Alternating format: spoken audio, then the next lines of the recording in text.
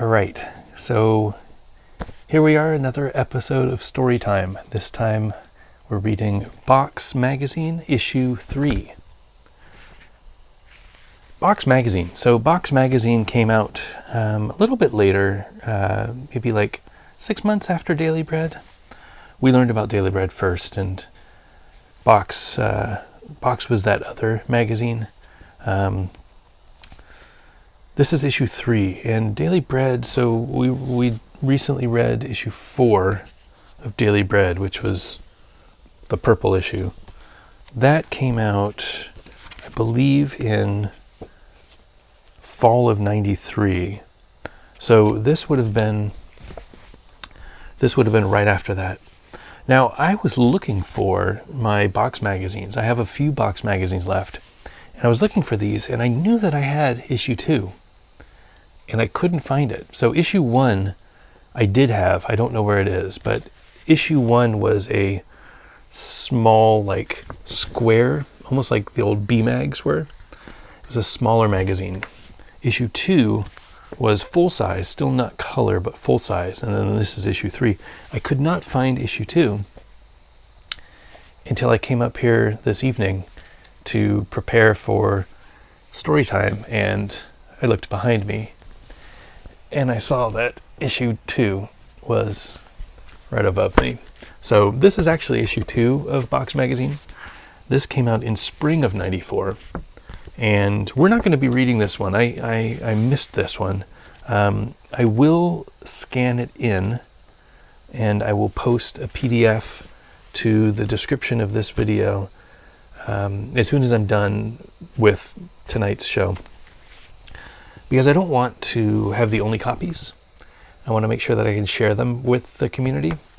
And I should have started with this one, but I didn't know that I had it.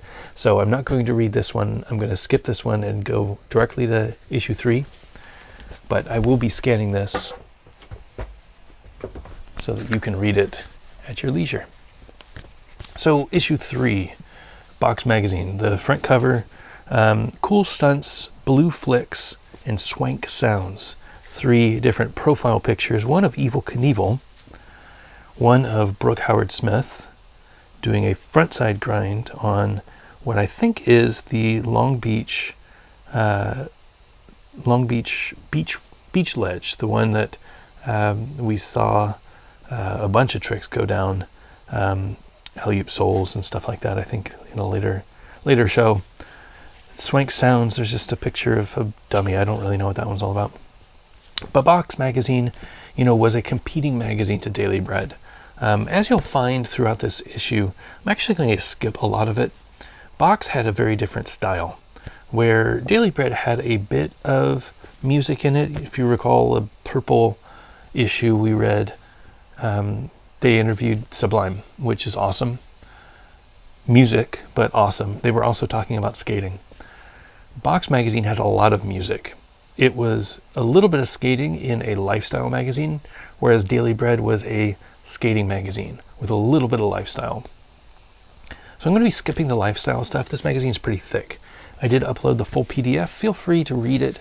Again, whenever you feel like it. The resolution isn't great. It's just my iPhone taking pictures, but it is an interesting magazine.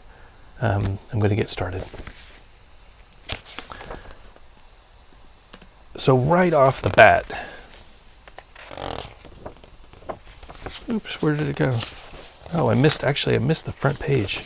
I don't know why I missed the front page, but when I opened the book to scan it, I missed the front page. The front page actually has a Rosie's ad. So I'll hold it up to the camera so that you can see it.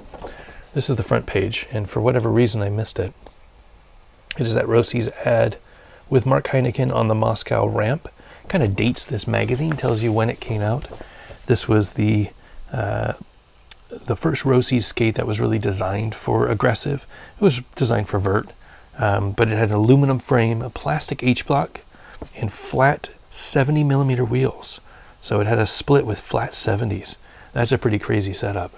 It also touted that they were bulletproof, and they had memory foam liners, which is a huge deal back in the days.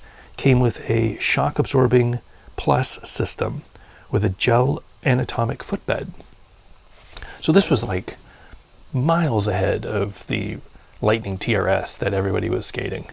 This was a skate designed for what we did, and really interesting. Still 70 millimeter wheels flat. That is just, that's incredible. I don't know that they came out with a low profile frame until the lowriders came out, which was, I think, flat 65s. Still, that's not very flat. There is another picture, again, because I missed this page. This is of Chris Edwards doing a 540 McTwist, as only Chris did. What an amazing trick. And nobody was better than Chris Edwards at doing that trick. Nobody ever will be. All right, so the first actual scanned photo. This is where things get very different. Page 4, I guess, and we've got an ad for Quicksilver. Quicksilver, the clothing company. So you can imagine the Angie Walton Daily Bread vibe, who wants to keep it pure and, you know, hates rollerblade, the brand, and hates the spandex and dancing team. This was produced by people on the dancing team, on Team Rollerblade. So it was a very different magazine. And they were able to get advertisers that Daily Bread maybe didn't want, but definitely didn't go after. And Quicksilver is one of those advertisers. I could not imagine Quicksilver putting an ad in Daily Bread. That's just crazy. Anyway, there you go. I don't remember if Gap or Levi's or what was it? Paul. What's that hair product that used to sponsor? I don't remember what it was called. Or like Corn Nuts or Yoo-Hoo. I don't remember them advertising in Daily Bread. Maybe they did. Maybe I'm wrong. They were all over ASA and they were all over Our Sport, but I don't know that Daily Bread ever got there. Anyway, intro. Normally this column centers around some upbeat, inspirational event that happened during the production schedule. But sometimes it seems you've been swimming upstream in an unnecessary difficult current and don't want to pretend otherwise. This is one of those times. While getting this issue together, I have been working on a lengthy article about skateboarding for another magazine. Again, something that maybe, I think this is written by Chris, maybe this was the article that he was talking about in Daily Bread, where he was talking about, I don't remember how the article went, but he was talking about skateboarding tricks. The industry was so small back then, there were only like a dozen people that you could call on. So you have the same contributors to the two different magazines, but very different magazines. It gave me an excuse to interview people such as Stacy Peralta, Steve Rocco, Andy Jenkins, and Tony Hawk, among others. As I talked to them, I was struck not by how far we've come, but how far we have to go. No one questions the tremendous inroads that inline skating has made in the past 9 years. We've gone from a novelty offshoot of roller skating to one of the most popular recreational sports in the world. In all that time, however, we haven't developed a sense of style, art, fashion, language, or music that identifies us as unique. Either as a cause or an effect, inline skating, unlike skateboarding and snowboarding at comparable periods in their history, has never felt it important to support or nurture its artists, photographers, and underground in anything more than a cursory way. From the early days when people like Doug Boyce routinely got their work co-opted, to today when the staff of magazines like Box and Daily Bread bleed over their magazine or over their pages. It is at their own expense and on their own dime. As a result, it is no surprise that inline skating is struck with an amorphous, unwieldy, and derivative image. Admittedly, no one asked Box or Daily Bread, which is the only other publication to directly tackle the publishing world. And it should be obvious that the case I am making is self-serving. I'm about to sneeze. I'm trying not to. Even so, let me, and I am speaking for myself here, make one thing clear. Every skate manufacturer and company should be advertising in this magazine, or for that matter, magazines like this one. That they don't says everything about their long-term commitment to the sport. I don't base this opinion on an emotional or overinflated estimation of the magazine's importance, but on what I believe to be sound business considerations. We purposefully price our ads below standard cost per reader, so even the tiny startups can find a place here. And we scrupulously document our distribution and sales, so that we can prove that skaters all over the country, if not the world, are getting the message. We even get reviewed, unexpectedly, in prestigious magazines all over who claim to have new respect for skating after seeing us.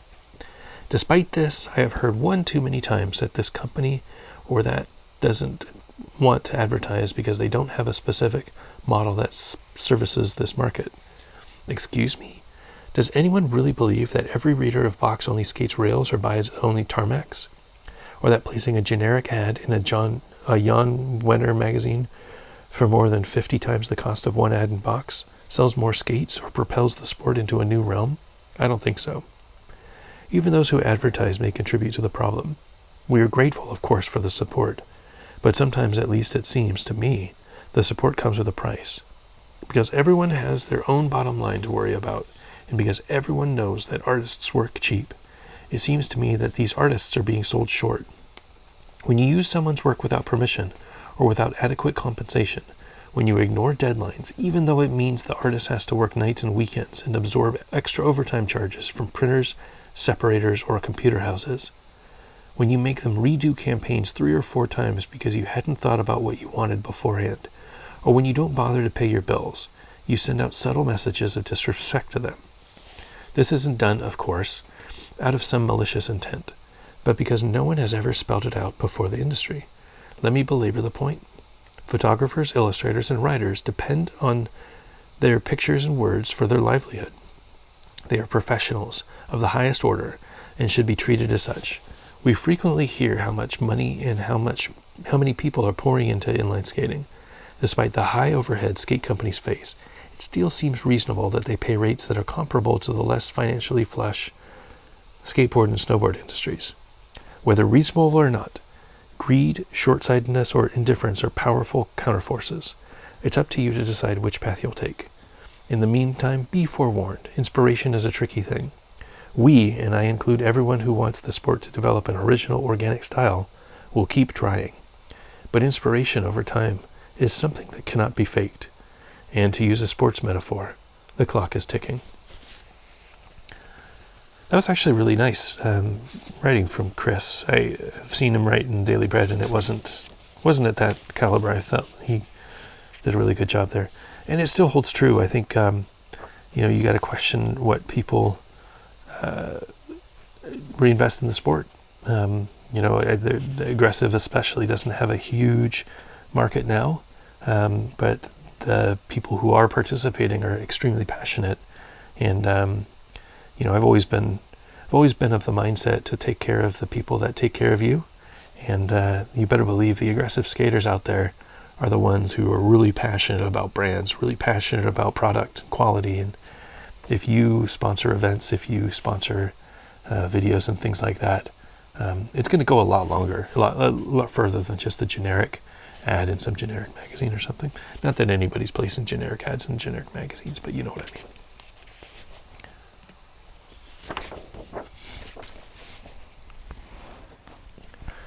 Tonight, I'm enjoying a Buffalo Trace. So Buffalo Trace is probably my favorite bourbon, my favorite cheap bourbon. It's really hard to find in North Carolina. They usually have maybe one shipment every 3 weeks or so that brings in a couple cases, and it's very difficult to find. I have smuggled some in from different places. Whenever I go traveling, I always pick up some bourbon, and I've smuggled it in from Denver before when I went on my Denver trip.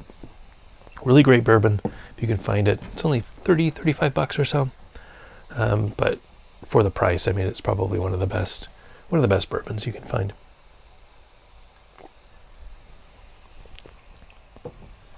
Very nice. A big ad for Vertical Access. Now that's a really interesting video. We should probably watch that. Vertical Access had a bunch of aggressive, but it also had It was weird. The timing was weird. It was after the Hoax, but it was before like Mad Beef and Bottom Line. So it was a really weird in-between period. I'll see if I can find it. I'll do a story time for Vertical Axis. This is a really, really great video. I remember distinctly there was an in-depth look at Arlo learning how to do, or teaching us how to do Rails. And I think we've seen that picture or that sequence of shots in another issue of Daily Bread. So I'll see if I can find Vertical Axis, and we'll do a story time with that. Really great video if you haven't seen it already. Box Magazine. So here is their, I guess, masthead? I don't know what they call it. The editor, Neil Feynman. I don't know who Neil was. I don't know if he was a skater or if he was just a video guy or a editor guy. Publisher, Chris Mitchell. Art director, Pat Parnell. Staff photographers, Jessica Martin, Chris Slagerman, and Carlos Cole. Again, names that we haven't heard before, which is really interesting. It was like this very different, bizarro world compared to Daily Bread. Beatnik Poets, Mark Shays, Altus Plunkett, and Michael Palak, who we know. Mark Shays as well.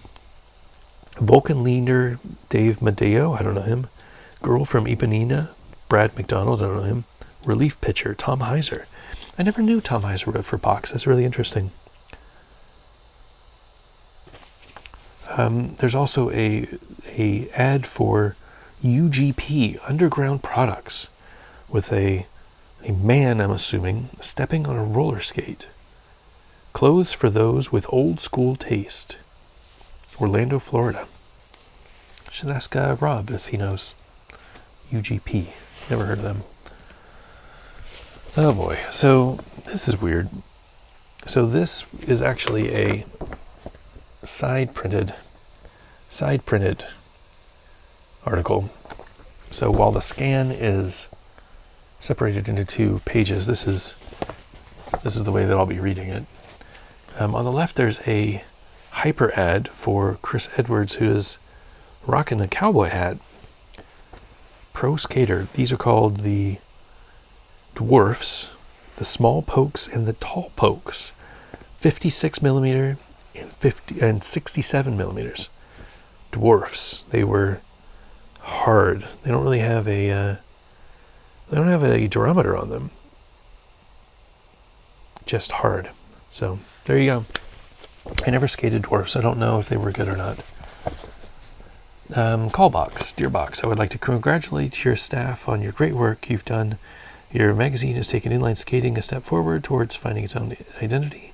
Having skateboarded for the past 10 years and inline skated for 4, I would like to make a contribution by addressing a serious issue. Inline skating is in the midst of an identity crisis. I don't know that I'm going to read these letters unless there's somebody that I recognize. Oh, hey, there's a poem from Dave Kolash. I'll have to read this one. The half-pipe, standing at the lip, ready for my trip, dropping down the wall, hoping not to fall, skying off the other side, gravity has been defied, getting back to where I began, doing it again is what I plan. I wrote this like a year ago, and I found it in a notebook. It's a present. It says Dave Kelash, Kellasch. My money is on that's actually Dave Kolash, but maybe that's not right.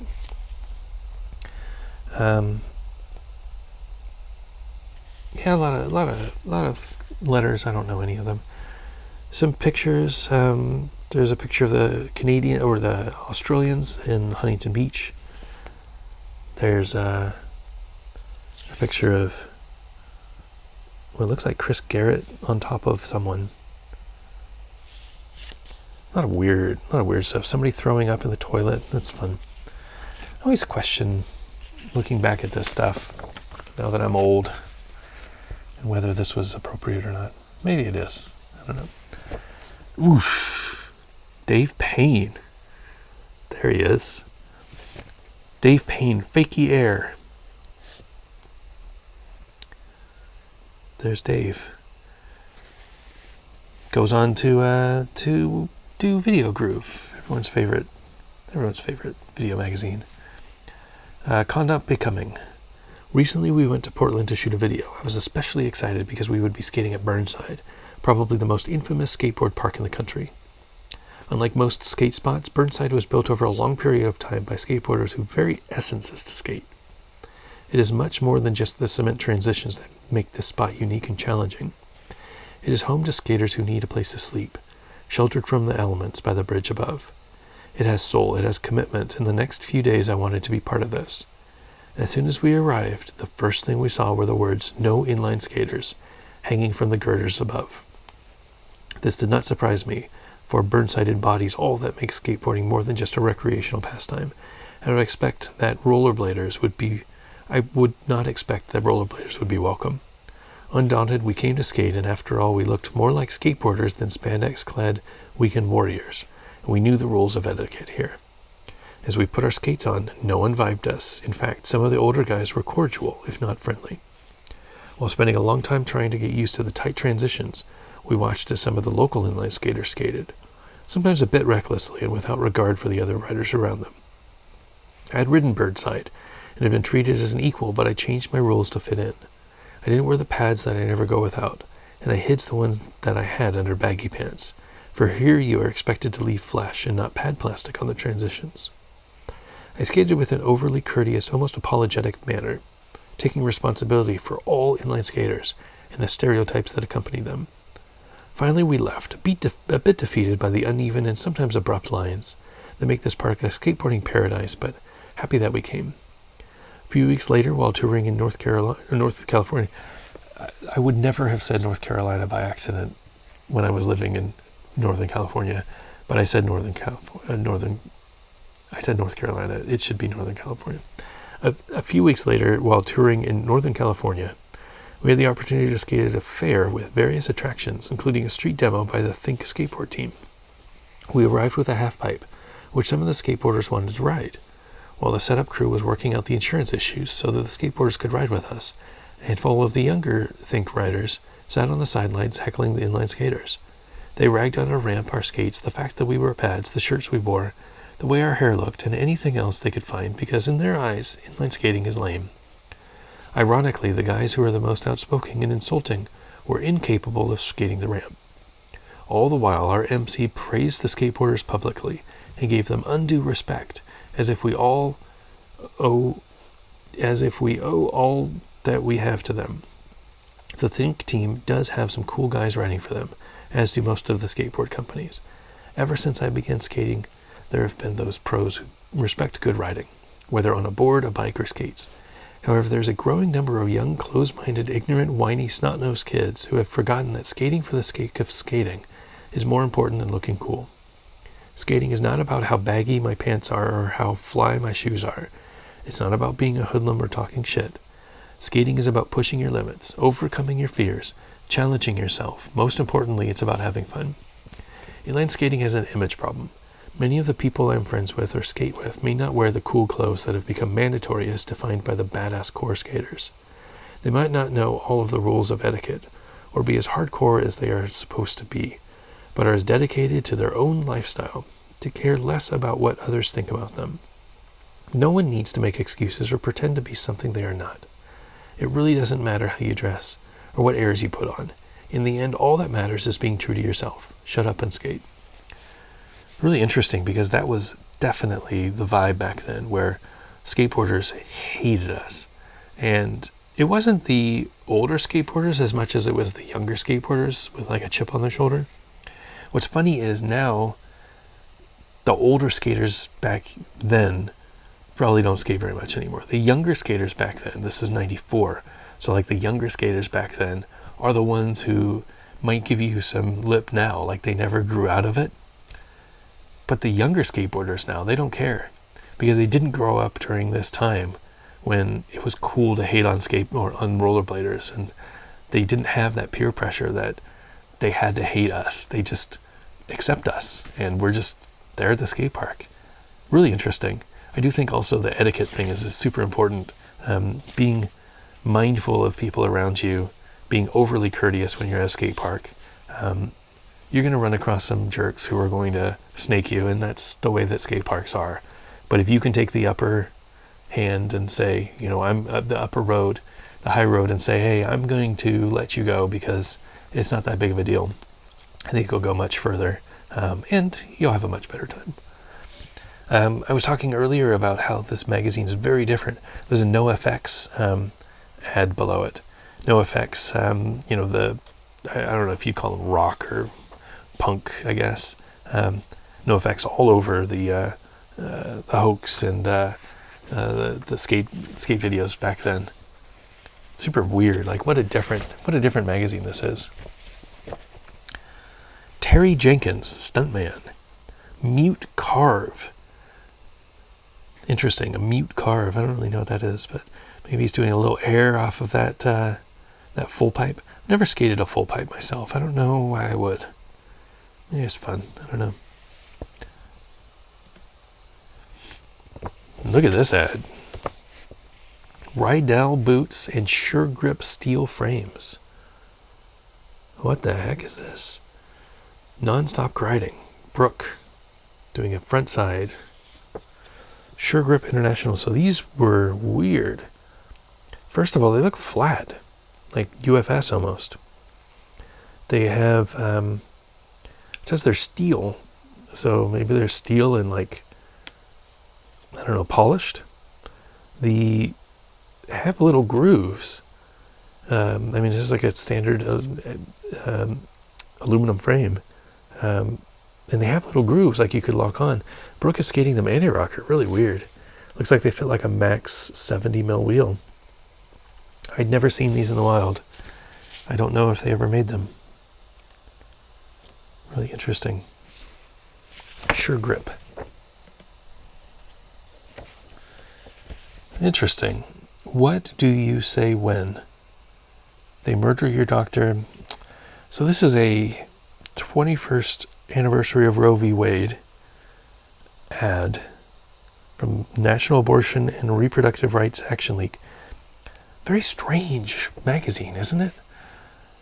I think that's, it's great. Like, I'm a supporter of this message, I guess, but it's weird to be in a skating magazine. This is definitely not a skating magazine, and this is why we are skipping this page. Bite. I think this is another, I don't really know what this is. Another letter to the editor. Super weird.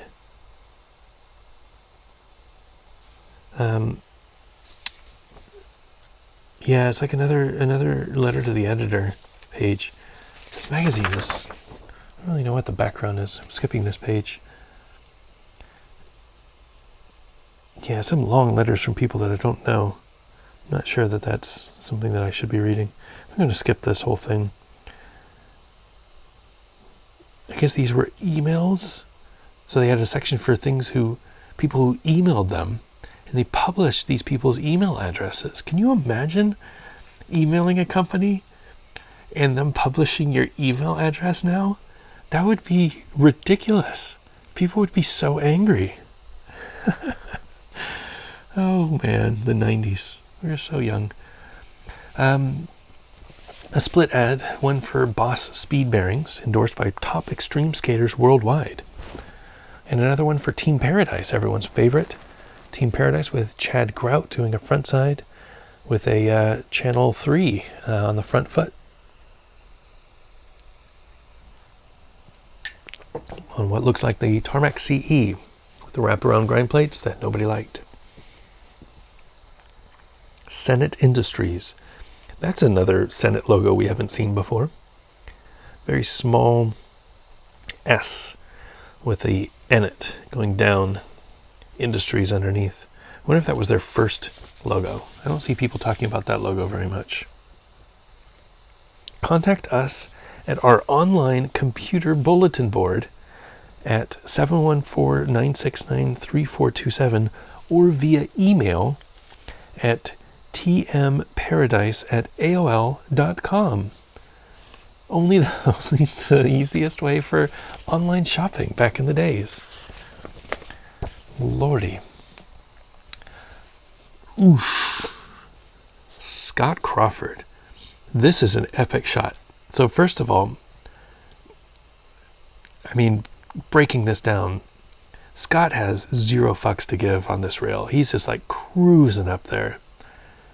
He's just chilling. He's got I don't know what that wrist guard is. I don't remember those, but they had like little black and white dots on them. He's wearing crank strap shorts, thank you. Big old crank strap on the pant leg. I gotta ask Scotty about this. He's got his boneless knee pads. Maybe those are Pro Design. Maybe boneless. He's got the TRS with the crank straps, Cosmo stickers on the back, probably Cosmo wheels.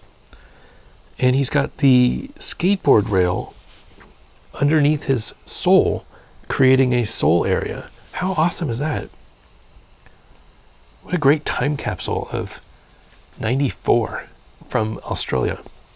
They were in Huntington Beach, so this was at Ethel Dwyer High School, where a lot of stuff went down back in the VG days. This was probably shooting for Video Groove, the first issue of Video Groove, which we will also watch in the future. Stuntman Scott Crawford, stunt frontside grind. Totally Screwed. No idea what this is. Clothing company, I guess. Bizarre. Things were weird back then, everyone. I don't know what to tell you. This is an interview with a band called Spinanes, Spinanes. As a guy who's not super into music, I don't know who these guys are. The section's called Jukebox, so there's that. I'm going to be skipping that because I don't really want to read about musicians that I don't know. Senate ad. Look at this. What a friggin' ad. So it's a Senate ad. Come to the dark side. It's got 3 panels. One is, it's sideways. One is Chris Hines. Chris Hines was the progressive skater back in the days. This guy, he was the first guy who had like alley-oop soles on lock. Like picturesque alley-oop soles. Here he is doing a soul grind on vert. Nobody was doing soul grinds on vert back then. Absolutely nobody. But Chris Hines. Jess Deerenforth, Grand Japan, over the hip. I don't know where the hip is, but I see Jess. He's doing a big jump. And then Michael Palak on a P-rail, a flattened down, kinked P-rail, doing a sole to backside. What? I remember looking at this the first time and saying, what are you talking about? A sole to backside? How is that even possible? And then I think there was I don't know if it's in a Daily Bread, but there was a sequence shot of him doing it, like a Camp Rollerblade ad or something like that. And him doing a sole, leaving the rail, jumping on, leaving the rail, turning 90 degrees and landing backside. Incredible. Like, we never even considered that you could jump off the rail and land back on the rail. That's innovative too. More interviews with this group that I don't care about. Another, don't really know what this is. I have no idea. Kingpin? 19 Kingpin? I have a hard time reading it. I see Scarface. Eitan Kramer skates for us. He is really cool. Eddie Campos skates for us. He is really neat. Also, we give them tons of free shit occasionally. So bad. So bad. Kingpin Gear supports inline. Kingpin Gear, that's what it was called. Never heard of them. I've not heard of them since. 432 something. Picture time. There is a grab via vertical access. This is Chris Edwards doing looks like a rocket late 360. Grab a dose of instant history with original eyes. These 5 cinematographers recognized the excitement of today's skate world and captured it for us and for the future. Bruce Benedict, Emmy-winning cinematographer whose groundbreaking skate footage in 1987's The Good, The Rad, and The Gnarly got our own AD into skating. How crazy is that? Bruce Benedict, Emmy-winning. It's a fun word to say, Emmy-winning. Sean Tomlin grabs via Video Groove. We are rolling. Sean Tomlin, former ice skater, former Sony camera salesperson, has dared air went where none went before, currently stalking various Bradys. Don't know what that means. But get a load of that. So this was in Video Groove. We need to watch Video Groove. We need to watch Vertical Access. I think we will do that next. This is Dave Kolash doing a frontside grind. And then, whoop, going around the corner. This rail is curved, but it's like a Brian Shima style curve where he goes around the corner. Amazing. I remember looking at that and saying, what the hell? These guys are really good. Then there's Chris Edwards doing a soul grind with big boneless pads. Mikey Richardson lived in a right-wing Christian Waco-like community when he was 8, was a successful landscaper by 15, and a media service person for the Portland Adventist Medical Center. Could the religious connections explain 6 of the 7 rain-free shooting days in Portland or Chris Edwards' alleged massive hair? Grabs via Flipside. I don't know Flipside. I never saw Flipside. But there is a Chris Edwards maybe doing a frontside grind on a rail. Craig Carl and Evan Stone, low-budget rap videos led to one of the corporate world, another to mountain biking. Then they rejoined forces in LA. I'll jump to the next page on this one, sorry. Rejoined forces in LA where they recently completed the new Vanilla Ice video and gave a party with an armed security guard. I wonder if that's true. Grabs via the Hoax. You're beautiful, babe. I remember this one. This was when the boy jumped on the rail and did not fully commit. Did not commit. You need to commit when you do handrails. You need to commit when you do anything or you will fall. This man fell right on the nuts. This next page, so this is an interview with AJ Action Jackson. I am not going to be reading this. I don't really want to read this. There's been some news come out about AJ recently that I was not aware of. That I'm not really a huge fan of AJ right now. I am uploading the PDF. If you are interested in reading this, please do. I'm sure that I read this back when it came out. Not really motivated to read it right now. So if you are interested in AJ Jackson from 1994, please feel free. The PDF will have this long interview, and I'm sure that you will find it thought-provoking. But I will be skipping it. And in fact, I believe that there was a page in the middle that I clipped out. Probably a poster, just like the old Daily Bread. So this doesn't make much sense. But there is a weird thing. This magazine is crazy. It's just all over the place. If you had, I'm just pulling this out of context, but if you have any information that may lead to the conviction of the alleged murderer, write us at blah, blah, blah, blah. What the hell? Like, what am I reading? And then there's an ad for the Hoax. T-Bone Films presents the inline film that all others will be judged by. I think I mentioned it before. Very true. Very true. The Hoax. Classic video. Oh, there we go. Japan, as we found out, has its secrets. Just asks the series of U.S. pros who went there and missed these three ramps. It's a mistake they won't make again. This comes to us from Altus Plunkett via Dave Monday. I don't know these people.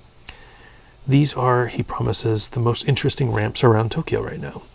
Chiba Katsura is probably the best of the half-pipe locations.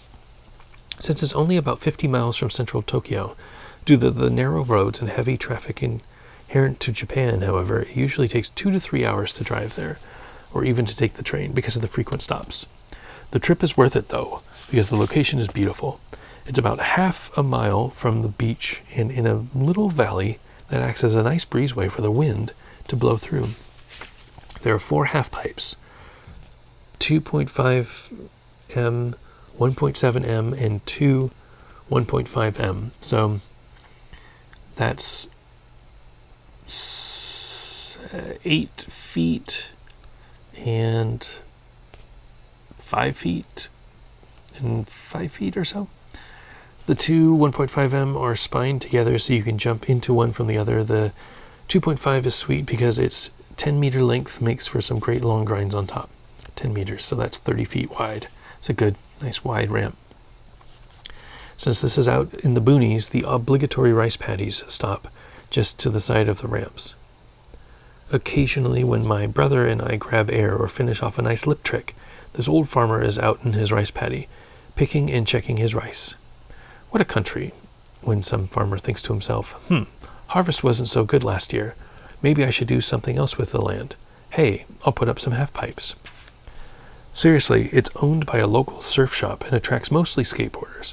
Recently, more inline skaters have been showing up and paying the $10 admission to skate all day. They use dollars, but then they also use meters. Nobody considers them meters. Oops.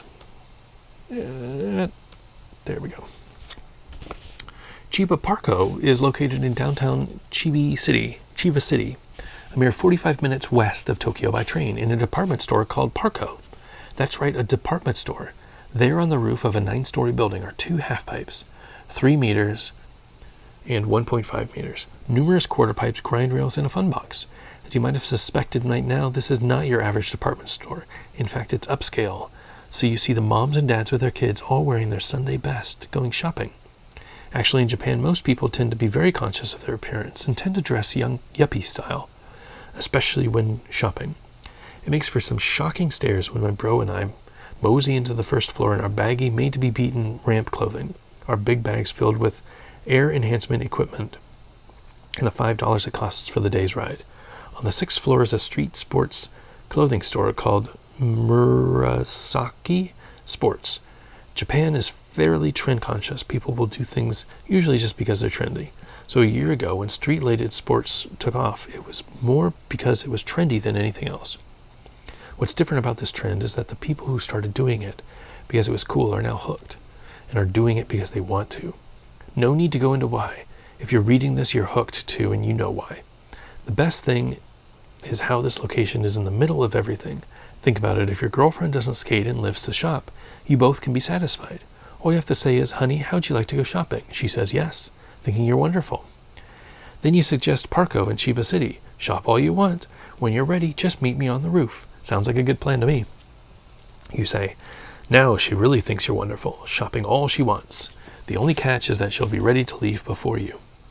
At the end of the day, when you're both exhausted and drooling with self-satisfaction, all you have to do is walk the 50 feet or so to the outside tables of the beer garden, which opens at 6. It too is on the roof. Depending on our mood, Chigasaki rivals the Parco department store as our favorite location. It is about the same distance from Tokyo, but in the opposite direction, close to the beach. It's located off a main drag with lots of stores and restaurants nearby. The beach has great waves for surfing, and there's a nightclub 2 feet from the entrance to the pipes. There are 3 half pipes. While the condition of each is okay, the owner, a 50-ish woman, charges $10 an hour, requires a 2-hour minimum, and constantly bickers about how we don't put our stuff neatly to the side or don't sweep off dirt she finds on the ramps after we use them. For $10 an hour, we told her she could wipe our butts. Fortunately, we told her in English, which she doesn't understand. If she keeps it up, though, we'll tell her in Japanese. On a typical day here, we surf in the early morning, street skate after that, and rampage in the afternoon. We rest for a few hours, for which thankfully she doesn't charge us, and hit the ramps again just as the club action picks up, so we get some awesome music while piping. nobody says piping. During that time, we also promote the sport, since people come out to the club and watch us. When the ramp closes, we hit the club itself and drain whatever energy is left from our beaten bodies. For your information, there are daily flights to Tokyo from the US. Tokyo is one of the places that I would love to go to. I don't know that these places still exist. I will be very curious if there are places. I know that G-Skates is the main skating area, or at least one of the skating areas where the Asatokos do the training. I'm sure there's other spots, though. I don't know Tokyo that well, so very curious to get out there someday.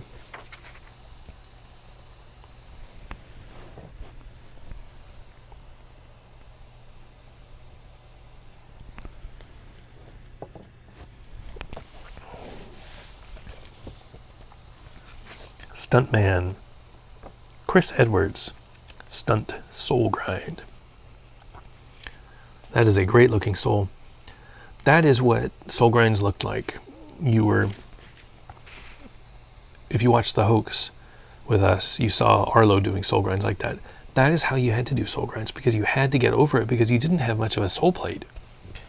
And you didn't have a heel. Like, the only part that could grind was the front half of your skate. So it was a very small sole plate, and you had to really get over it. You would destroy your knees back then, but Chris Edwards was pretty good at them. It's awesome watching the progression of the sport through these magazines. When we were looking at Daily Bread, issue 4, which came out a little bit before this, there were people doing soul grinds on rails, but nothing like this.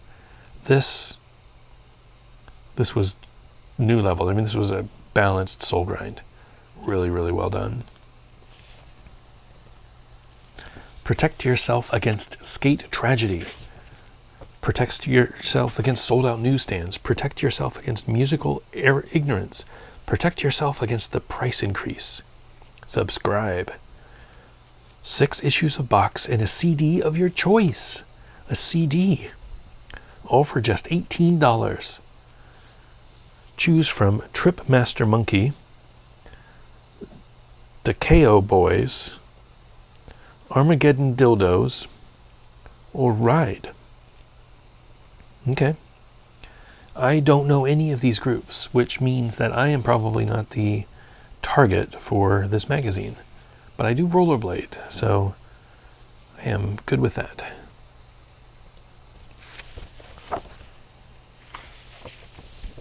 This is an interview with Jim Evans, who I don't know. Apparently he was one of a handful of people still working in music from the San Francisco Summer of Love and doing art for posters, revitalizing rock posters. Really interesting. I'm not going to be reading it because it has nothing to do with skating, but it is interesting. Again, please download the PDF and read it if you're interested. I think some of this artwork is amazing. It is just not skating related. Oof. Arlo killing it. Look at this guy. I mean, alley-oop soul on that same crazy ledge, the beach ledge. That is a big jump to get up there, and he's doing alley-oop soul on it. That's super impressive. Add to that, he's got wrist guards, no helmet, maybe no knee pads, I don't know. He's not wearing a shirt, so he's like just Arlo being Arlo. What a different style. I mean, you look at the pictures of Chris Edwards, and he's got all the rollerblading stuff, like all the gear. And then Arlo's just out there with some wrist guards and some skates. Very different style. This was the direction. This was what we needed. This is the direction that skating needed. Next box, special issue, The Summer of Love. On newsstands wherever. I don't really know what that means. There is an ad for NIS though, which is awesome. So NIS Summer Schedule, the National Inline Skate Series. Taco Bell. So this was the full schedule. So July 24th in Long Beach, July 31st in Will Rogers State Beach, August 14th in Venice, August 20th and 21st in Huntington Beach, 28th in Santa Monica, and the 4th of September in Venice. A lot of great advertisers too. Cosmo, Oxygen, Skids, Tower Records, Skatebox, Rosie's, Electronics, I don't know who that is. K2. I didn't know. This might have been the first time K2 was involved. Senate Industries, Hyper, Kryptonics, LA Cellular. And then here are some t-shirts, I guess. I remember ordering a t-shirt and a hat. I had a t-shirt and a hat of these. I liked them. The hat was this fuzzy green hat. I think I have a picture of that from a while ago. One man's struggle to socialize the American medical system. A partial list of Brooke Howard Smith's most recent ritual mutilations. Broken jaw, 46 stitches in chin and mouth, dislocated elbow, left and right ankles broken, 9 teeth lost, fractured elbow, osteochondroma on the medial aspect of my right tibia, broken thumb, lost big toenail, 7 dislocated arms in 1993, torn hip, liquid on the knee, 4 concussions that I can remember, broken bone in foot, broken collarbone with green stick fracture. I wonder if he remembers all of those still. That's a lot of injuries. Brooke fell down a lot. Your attitude sucks. FR, the only wheels made solely for progressive skaters. Solid core, natural urethane, the right sizes and shapes for what you do. 55, 60, 65, 72. This summer's National Inline Skate Series is the first organized competition for the hardcore skater. It will raise our sport to new levels. Pros who opt not to participate are soft. Fighting words, look at that. Throwing down the gauntlet. You are soft if you don't compete in this. Stunt woman, Katie Bloomer, stunt, mute air, wearing the same Scott Crawford wrist guards. I wonder what those were.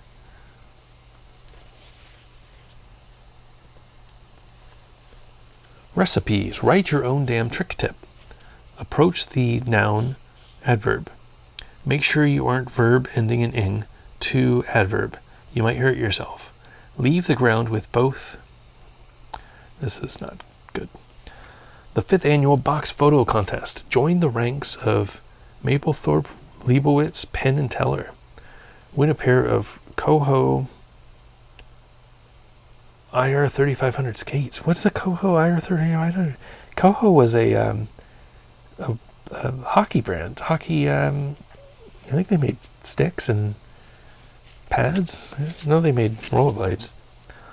All you have to do is send in your interpretation of skating. The winners, chosen by internationally renowned photographer Stephen Heller, will be based on creativity and style. Burliness not essential. Be inventive. Entries are due November 1st and become the property of Box. We are poor, they cannot be returned, but they may be published.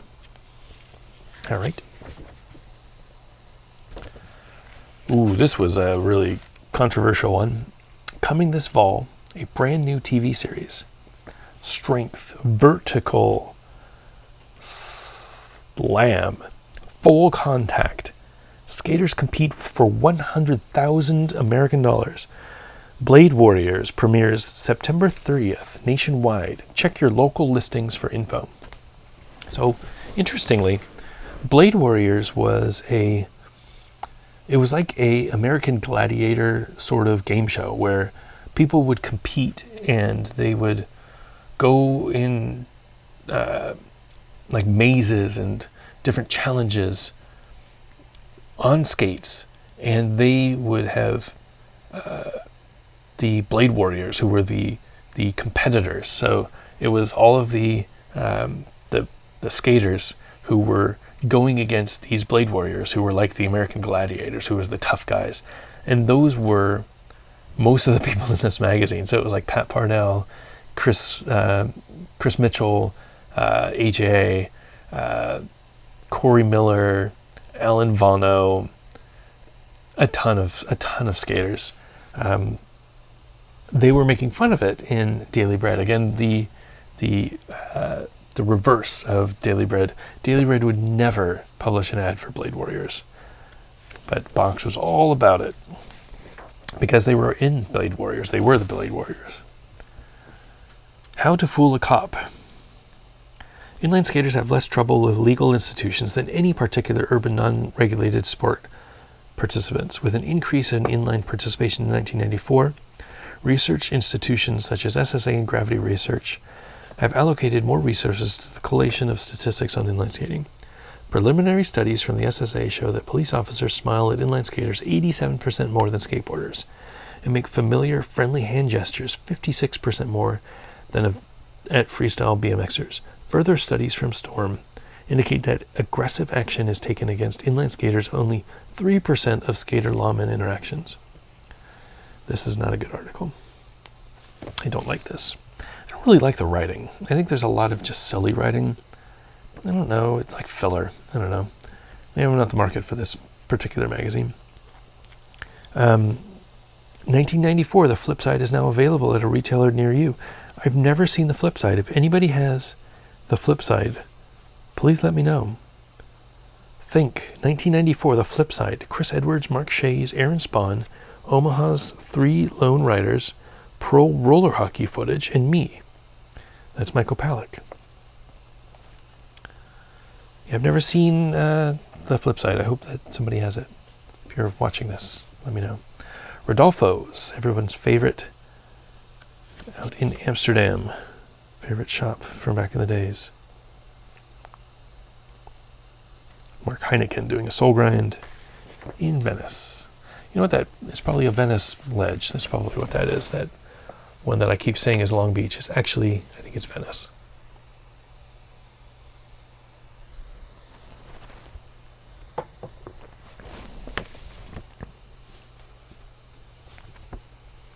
Material issue. So this is another interview with music. I don't know Material Issue. If you are interested in reading, please do. Ooh. This kid is going places. This doing I don't know what this grab would be called. Big air in Japan. The stuntman, Takeshi Yasutoko, doing a Japan air. Takeshi. So this was definitely the first published photo of Takeshi. He is wearing some, I don't know what skates those are, but they're 3 wheels. I don't know that he was grinding on them. Very strange. But 3 wheels because he was small. I mean, it was 94, which was 16 years ago. 26 years ago. Lord. 26 years ago. 26 years ago. I can't math right now. Takeshi looks to be like 8 here. I don't know how old he is, but he's definitely in his 30s now. So this was super young. And I mean, if you could tell him, just keep at it. You're going to go places, kid. I think he knew already that he was going to go places, though. The Soup Dragons. Another interview with musicians that I don't know. I don't know that there'd be musicians that I'd want to read, to be honest. I think I like skate magazines, and that's a skate thing. This is not that. This soul, Lord Almighty, John's gonna get wrecked on this. I don't know how he's even staying on this rail. This is another photo from Ethel Dwyer, Huntington Beach. This, if you remember, was it Josh Petty? There was a Josh Petty line where he did something on this, and he went down and did something, I think Suitable Material maybe. Classic spot. If you remember the old Labeta ad, you remember the Labeta ad where the guy was doing a macchio with orange wheels, like maybe it was Fishbrain, well, Farside Macchio, and he had orange wheels. That was this rail as well. These rails, I don't know that I ever skated these rails. They're not very good. Definitely skated Ethel Dwyer, but I never skated these rails.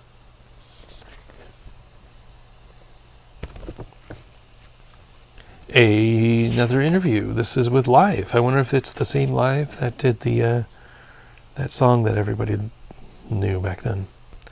Maybe, but I don't know because I don't really follow music. And some more information about music. And an ad for Skateline in Honolulu. No telephone salesman. New products. Would you buy stuff from Honolulu? Probably not. Probably not. Unless you were in Hawaii, right? That would be a lot of shipping. Self-help. How to get girls. All right, so there's... Are you tired of that same old hairdo? Do your friends get all the girls when all you get is falafel and fries? Try something alternative. Dye your hair. Meet Kenny. So baking powder in the spice racket of life. Cameras pass him by. Kenny is resolutely happy. He smiles at his reflection in the water cooler. Kenny faints at the smell of bourbon, but his New Age handbook tells him this is okay. Love all God's creatures. Do unto others as you would. This is very weird. Well, there you go. I don't really know what this was. Again, there's just a lot of filler stuff. An ad for Eurofunk.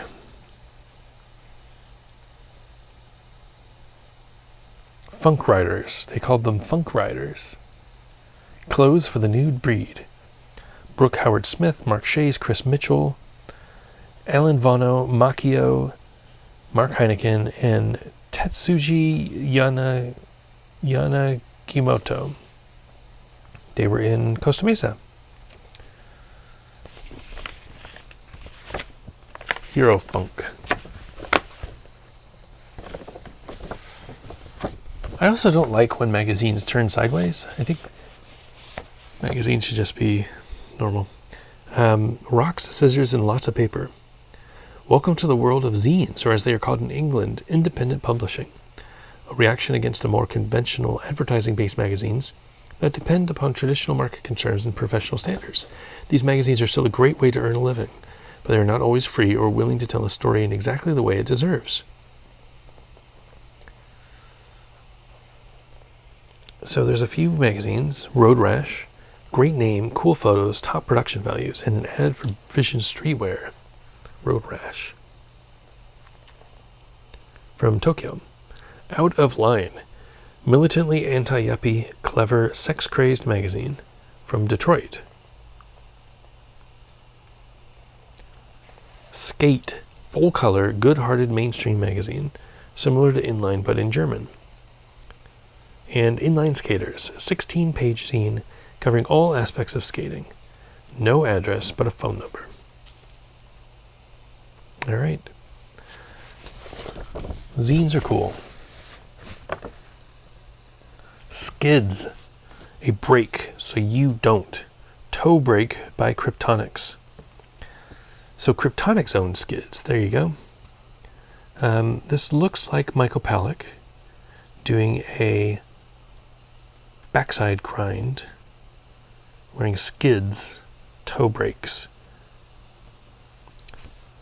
I don't know that anybody ever wore Skids, but they're in the ads. Oh, I did not get the last page. Oh, I did. There it is. Corey Miller, mute gap, coming off a storage bin into a bank, just destroying himself. Knee pad slipped and ripped open his knee. That must have hurt. Sorry, Chris.